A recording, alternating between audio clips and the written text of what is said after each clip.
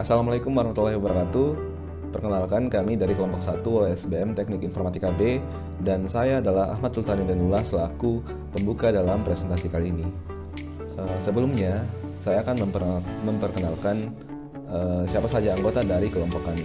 Yang pertama ada Nurul Al-Fatih dengan STB 8, yang kedua ada Abdul Muqsid dengan STB 22, yang ketiga ada John Sunil dengan STB 44, yang keempat ada Sul Kifli dengan STB 48, yang kelima ada Mujilatul dengan STB 62, yang keenam ada Ahmad Sultan Danullah dengan STB 80, yang ketujuh ada Anissa dengan STB 90, dan yang terakhir ada Muhammad Ikram dengan STB 104. Pada kesempatan kali ini kami membawakan satu topik mengenai kasus tumpahan minyak di Laut Indonesia.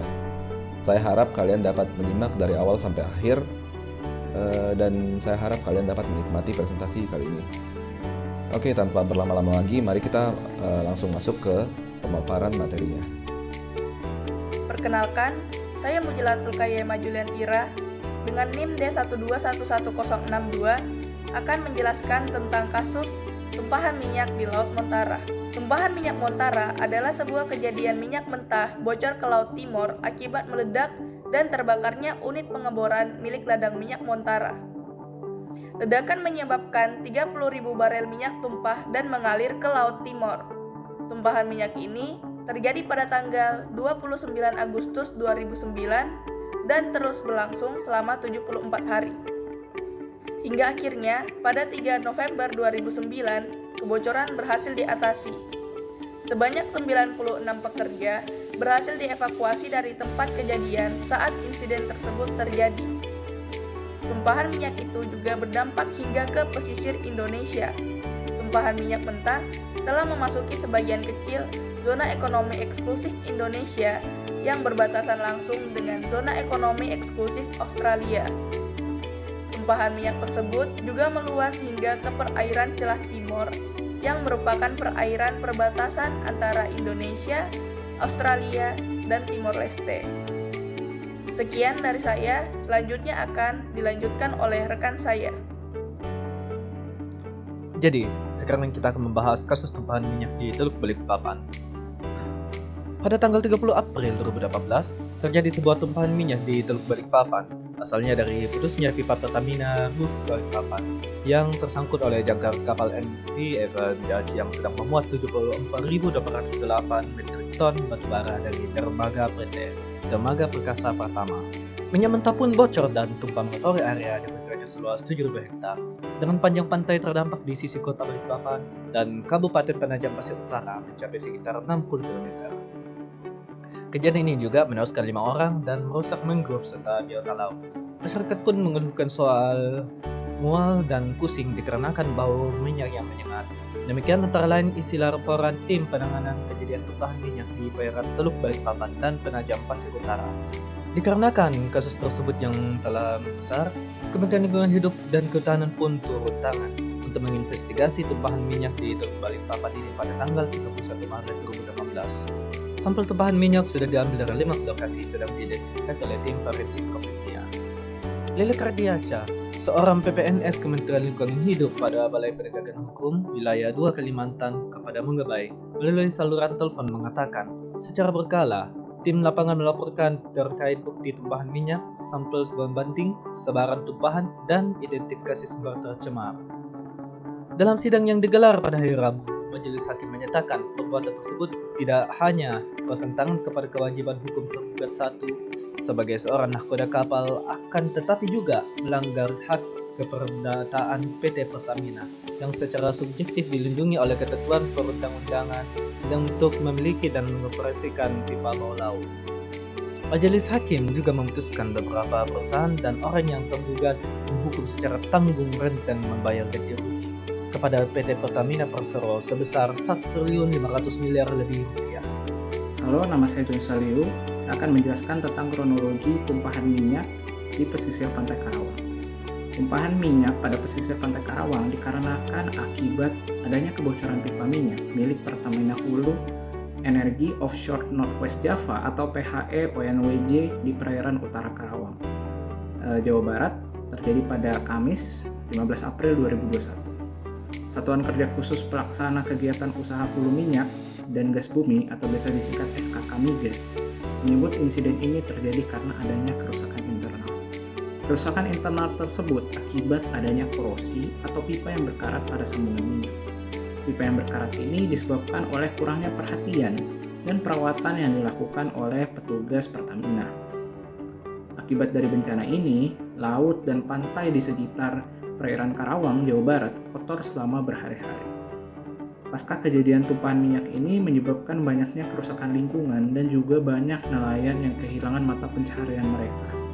Alhasil, pasca kejadian ini, tumpahan minyak di area Karawang mulai dibersihkan oleh tim Pertamina Hulu Energi atau PHE ONWJ wilayah Karawang yang juga bersinergi dengan para nelayan dan warga sekitar dalam membersihkan ceceran minyak.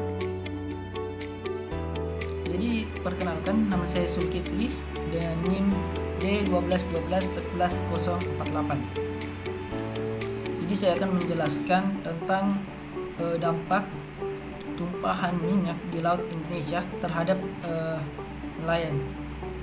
Jadi yang paling pertama itu berdampak pada penghasilan mereka. Akibat dari tumpahan minyak di Laut Indonesia, penghasilan dari nelayan itu bisa turun sampai dengan 40% atau bahkan dapat lebih dari itu, yang diakibatkan karena mereka itu kesusahan dalam mencari ikan yang segar. Di samping selain dari jumlah tangkapan mereka, kualitas dari ikan hasil tangkapan juga sangat berpengaruh terhadap penghasilan, karena ikan yang mati atau biota laut yang mati akibat dari limbah itu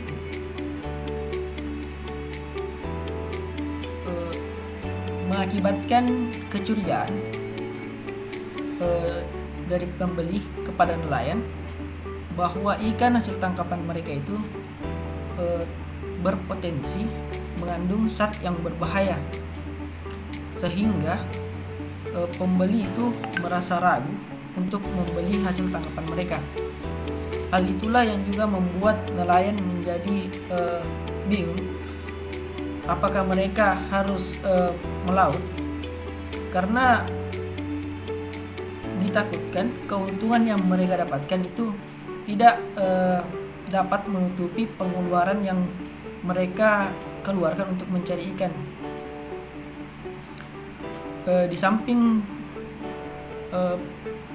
penghasilan, kesehatan nelayan juga dapat berdampak, karena minyak itu minyak yang tumpah di laut itu dapat dibawa oleh arus ke wilayah pesisir pantai. Nah, mayoritas yang bertempat tinggal di pesisir pantai itu adalah nelayan. Makanya itu kesehatan nelayan menjadi terganggu. Akibat dari paparan dari limbah tadi itu dapat menyebabkan beberapa gejala seperti gejala tangan yang panas, gejala pusing, mual dan lain sebagainya. Apabila tidak segera diatasi, itu akan menjadi Perkenalkan, nama saya Abdul Mujib Fadil dengan NIM D12121022. Baik, untuk selanjutnya terkait dampak tumpahan minyak di Laut Indonesia terhadap hutan mangrove. Seperti kita ketahui, tumpahan minyak merupakan salah satu ancaman pencemaran yang serius di kawasan pesisir Indonesia. Mangrove sebagai ekosistem penting yang berada di kawasan pesisir menjadi salah satu ekosistem yang rentan terhadap tumpahan minyak. Mangrove merupakan ekosistem yang secara ekologi memiliki kepekaan yang tinggi dan kepekaan yang sangat tinggi serta kronis terhadap tumpahan minyak. Ekosistem mangrove yang terkena tumpahan minyak akan mengalami kerusakan dan masa pemulihannya membutuhkan waktu yang sangat lama, karena minyak dapat terjebak dalam sedimen lebih dari 4 tahun. Tumpahan minyak berdampak negatif pada mangrove melalui 2 mekanisme, yakni efek toksikologi serta efek fisik dan fisiologis. Secara toksikologi, minyak memiliki sifat herbisida. Hidrokarbon aromatik yang merupakan komponen utama dari campuran minyak diketahui dapat merusak membran sel di akar, dan mengganggu pengendalian garam. Kerusakan akar juga berhubungan dengan senyawa asam alkonoat, fenol, dan asam aromatik yang berpotensi dapat terbentuk ketika minyak mengalami biodegradasi oleh mikroorganisme dalam tanah. Efek tumpahan minyak secara fisik berupa gangguan terhadap fisik tumbuhan karena terselimuti oleh minyak. Akar dan daun merupakan bagian yang peka bila terkena minyak. Minyak akan menyelimuti mangrove pada bagian akar, batang, dan daun.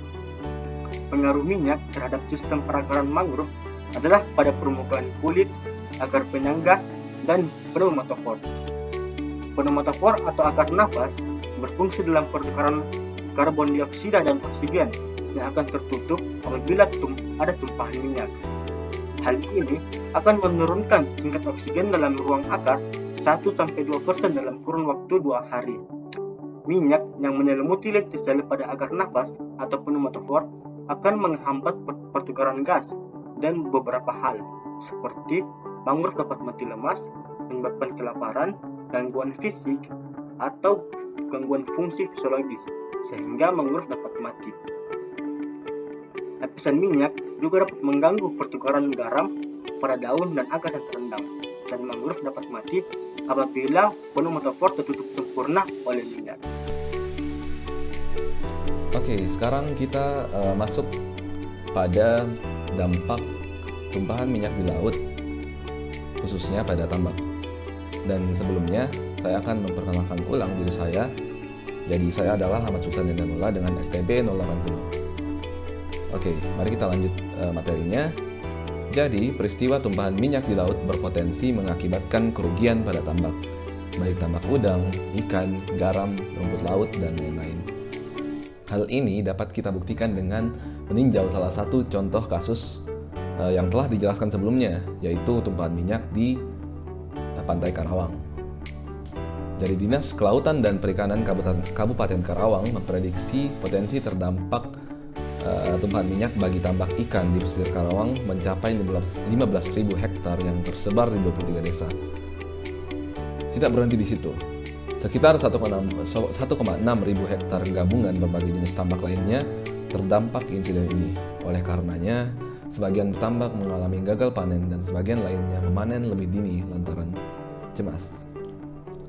Lebih parahnya lagi, ratusan petambak di Karawang berpotensi kehilangan sumber pendapatan karena limbah minyak telah masuk ke saluran primer dan mencemari tanah tambak. Dan ini bukan sesuatu yang dapat diselesaikan dalam waktu singkat. Butuh waktu 6 hingga 12 bulan untuk memulihkan tambak kembali. Berdasarkan akibat yang ditimbulkan dari salah satu contoh kasus di Pantai Karawang tersebut, dapat kita simpulkan bahwa tumpahan minyak di laut sangat berdampak pada tambak.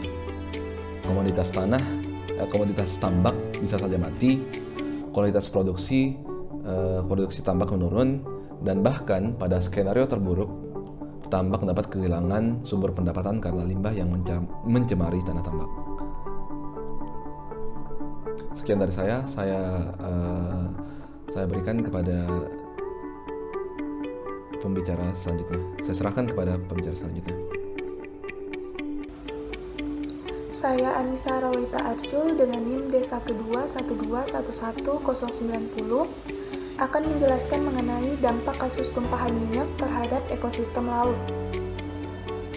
Dampak dari tumpahan minyak di laut berpengaruh pada banyak faktor, salah satunya pada ekosistem laut. Minyak merupakan senyawa yang tidak dapat larut di dalam air. Oleh sebab itu, minyak akan mengapung dan menyebabkan air laut berwarna hitam, serta dapat menghalangi pertukaran gas dari atmosfer sehingga mengurangi kadar oksigen di dalam air. Dan air laut yang berwarna hitam dapat menghalangi sinar matahari masuk ke lapisan air laut, sehingga tidak cukup untuk mendukung kehidupan laut aerob. Secara fisik, pencemaran minyak akan terlihat jelas pada lingkungan laut, seperti pantai menjadi kotor akibat permukaan air laut tertutup oleh lapisan minyak. Secara kimia, minyak bumi mengandung senyawa aromatik hidrokarbon yang bersifat toksik, yang dapat mematikan organisme-organisme laut. Komponen hidrokarbon yang bersifat toksik berpengaruh pada reproduksi, perkembangan, pertumbuhan, serta perilaku biota laut. Bukan hanya biota laut yang terancam kehidupannya, namun ekosistem laut secara keseluruhan juga ikut terancam. Secara tidak langsung, pencemaran laut akibat minyak dengan susunan kimianya yang kompleks dapat membinasakan kekayaan laut dan mengganggu kesuburan lumpur di dasar laut. Lalu bagaimana pengaruh tumpahan minyak pada kehidupan makhluk-makhluk di lautan? Contohnya yaitu 1. Ikan yang terpapar tumpahan minyak tersebut relatif tidak aman untuk dikonsumsi, dan ikan sebagai salah satu sumber makanan pokok akan tercemar dan akhirnya banyak yang mati, mengakibatkan kita kekurangan ikan untuk dikonsumsi. Kedua, terjadinya kematian massal organisme di perairan pantai atau perairan dalam. Misalnya proses emulsifikasi merupakan sumber mortalitas bagi organisme laut, terutama pada telur, larva, dan perkembangan embrio organisme laut. Karena pada tahap ini sangat rentan terhadap lingkungan yang tercemar dan bisa sangat sensitif, bahkan bisa mengalami kematian. Dengan begitu, beresiko membunuh keanekaragaman kehidupan di laut. 3. Seekor lumba-lumba atau paus yang menghirup tumpahan minyak tersebut akan mempengaruhi fungsi kekebalan tubuhnya, paru-parunya, dan juga organ reproduksinya. 4. Banyak jenis udang dan kepiting membangun sistem penciuman yang tajam untuk mengarahkan banyak aktivitasnya. Akibat dari tumpahan minyak tersebut, menyebabkan udang dan kepiting mengalami gangguan di dalam tingkah lakunya seperti kemampuan mencari makan dan juga kawin atau berkembang biak. 5. Burung laut akan mati dalam populasi yang besar. Hal tersebut dikarenakan mereka mengkonsumsi ikan laut yang terkontaminasi minyak beracun. 6. Kemampuan berang-berang laut untuk menjaga tubuh agar tetap hangat bergantung pada bulunya yang bersih. Apabila kehidupan lautnya tercemar oleh tumpahan minyak, akan menyebabkan bulunya menjadi kotor, sehingga bulu yang kotor tersebut akan membuat kondisi kesehatannya menurun. Itulah tadi contoh pengaruh tumpahan minyak pada beberapa makhluk-makhluk laut yang juga dapat mempengaruhi ekosistem laut. Perkenalkan, nama saya Nurul Al-Fatih. Di sini saya akan memaparkan materi tentang cara mengatasi dan mencegah tumpahan minyak ke laut. Salah satu langkah pencegahan dini adalah setiap perusahaan migas Indonesia harus mencanangkan program Zero Spill Operation, yaitu dengan menetapkan target khusus yang disepakati untuk mencapai Zero Spill Operation ini. Untuk mencapai target tersebut, perusahaan perlu memiliki aturan wajib dan rigid untuk mencegah terjadinya kebocoran atau tumpahan minyak dan konsisten menerapkan aturan tersebut. Yang kedua, perlunya dibuat Specific Executing Agency ini sebagai satuan badan atau tim khusus yang secara spesifik mengatasi permasalahan ini di tiap pantai yang berpotensi terjadi tumpahan minyak. Dan untuk membuat executing agency tersebut, tentu saja diperlukan peningkatan kualitas sumber daya manusia untuk meneliti dan menanggulangi pencemaran minyak. Nah, selanjutnya adalah langkah-langkah untuk mengatasi tumpahan minyak di laut. Yang pertama, ada in situ burning. In situ burning adalah teknik pembakaran minyak pada permukaan air sehingga mampu mengatasi kesulitan pemompaan minyak dari permukaan laut. Selanjutnya, ada penyisihan minyak secara mekanis. Penyisihan minyak secara mekanis melalui 2 tahap, yaitu melokalisir tumpahan dengan menggunakan bombs dan melakukan pemindahan minyak ke dalam wadah dengan menggunakan peralatan mekanis yang disebut skimmer. Kemudian ada bioremediasi, yaitu mempercepat proses yang terjadi secara alami, misalkan dengan menambah nutrien sehingga terjadi konversi sejumlah komponen menjadi produk yang kurang berbahaya seperti CO2, air, dan biomas. Selanjutnya ada sorben. Sorben ini berfungsi mengubah fasa minyak dari cair menjadi padat sehingga mudah dikumpulkan dan disisihkan. Sorben harus memiliki karakteristik hidrofobik, oleofobik, dan mudah disebar di permukaan minyak. diambil kembali dan digunakan ulang. Terakhir ada dispersan kimiawi, yaitu dengan mencegah lapisan minyak menjadi tetesan kecil atau droplet hingga mengurangi kemungkinan terperangkapnya hewan dalam tumpukan. Dispersi kimiawi ini adalah bahan kimia dengan zat aktif yang disebut surfaktan. Jadi secara kesimpulan, kebanyakan pihak alhasil harus berinteraksi dengan lembaga-lembaga terkait di pemerintahan seperti SKK Migas, Kementerian ISDM, Kementerian BUMN, Kementerian Lingkungan Hidup dan Kehutanan, dan masih banyak lagi yang telah membantu. Kebanyakan kecobaan ini disebabkan karenanya kurang baiknya prosedur kerja atau sesuatu yang ilegal. Berakhirnya ke penegakan hukum itu sungguh tidak akan membuat situasi tersebut kelar. Oleh karena itu, kita harus menetapkan prosedur kerja dengan baik walaupun bagaimana susahnya itu. Demikianlah presentasi dari kelompok kami. Kami ucapkan banyak terima kasih kepada kalian yang telah menyaksikan video ini, dan juga kami mengucapkan banyak terima kasih kepada Bapak Muhammad Rais selaku dosen pengampu yang telah memberikan tugas ini kepada kami. Kurang lebihnya mohon dimaafkan. Sekian dari saya. Wassalamualaikum warahmatullahi wabarakatuh.